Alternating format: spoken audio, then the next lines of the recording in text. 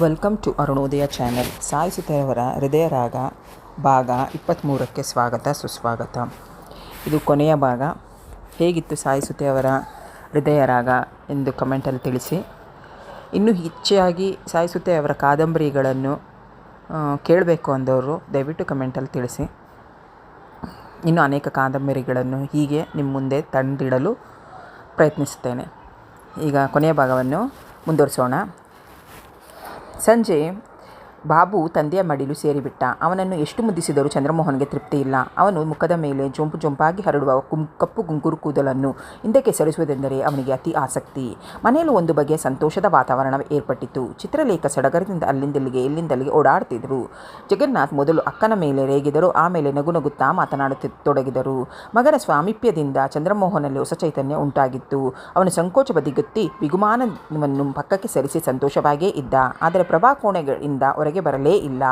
ಯಾರ ಕರೆಯನ್ನು ಅವಳು ಅನುಮೋದಿಸಲಿಲ್ಲ. ಅವಳ ಹೃದಯದ ಯಾವ ವಿಧವಾದ ತಾಕಲಾಟ ನಡೆಯುತ್ತಿರುವುದೋ ಯಾರಿಗೂ ಅರ್ಥವಾಗಲೇ ಇಲ್ಲ. ಚಂದ್ರಮೋಹನ್ ಧೈರ್ಯದಿಂದ ಹೋಗಿ ಮಡದಿಯನ್ನು ಎದುರಿಸಲಾರದೆ ಹೋದ. ಮನೆಯವರೆಲ್ಲ ವ್ಯಾಕುಲತೆ ಚಿತ್ತರಾದರು.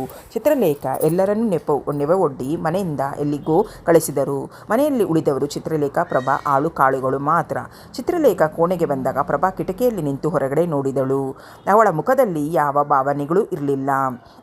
ದುಃಖದ ಛಾಯೆ ಇದ್ದರೂ ಅದರ ಹಿಂದೆ ಇರೋ ಹರ್ಷವನ್ನು ಗುರುತಿಸಲಾರದೇನೆ ಅಲ್ಲ.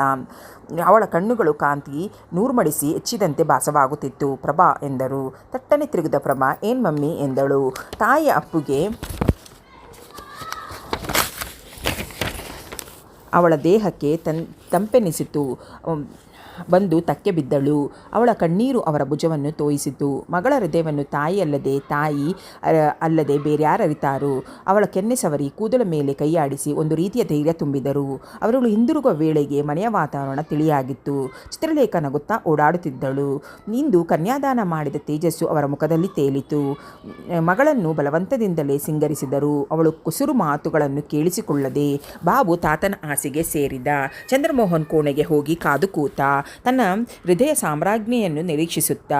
ಬೆಳಗಿನ ಅಳುಕು ಅವನಲ್ಲಿ ಇರಲಿಲ್ಲ, ಮಾಯವಾಗಿತ್ತು. ಅವನು ತನ್ನ ಹೃದಯದ ರಾಗಸಾಗರವನ್ನು ಅವಳೊಬ್ಬಳಿಗೆ ಮೀಸಲಾಗಿಟ್ಟಿದ್ದ. ಅದರಲ್ಲಿ ಬೇರೊಬ್ಬರಿಗೆ ಕೊಡುವುದಾಗಲಿ ಹತ್ತಿರ ಸೇರಿಸುವ ಅವಕಾಶ ಕೂಡ ಕೊಟ್ಟಿರಲಿಲ್ಲ.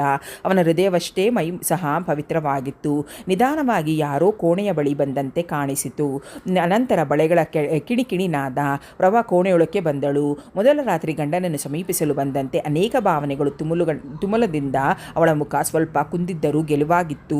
ಚಿತ್ರಲೇಖೆಯವರು ಜಾಣತನದಿಂದ ಕೋಣೆಯಲ್ಲಿ ಮಲ್ಲಿಗೆ ಮೊಗ್ಗುಗಳ ಪರಿಮಳ ಪಸರಿಸಿತು. ತಿಳಿ ಹಸಿರು ದೀಪದ ಬೆಳಕಿನಲ್ಲಿ ಪ್ರಭಾ ಮೋಹಿನಿಯಂತೆ ಕಂಡಳು.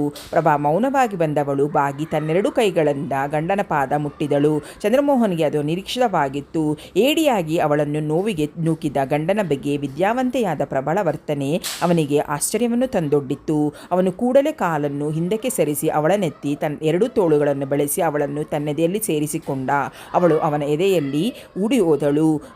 ಹೊರಗೆ ಬೆಳದಿಂಗಳ ಸೊಗಸಾಗಿ ಮೂಡಿ ಬಂದಿತು. ದೂರದ ರೇಡಿಯೋ ಮಧುರವಾಗಿ ಹಾಡುತ್ತಿತ್ತು. ನಾನು ನೀನು ಜೊತೆ ಇರಲು ಕಾಲದೇ ನೆನಪು ನಮಗಿಲ್ಲ.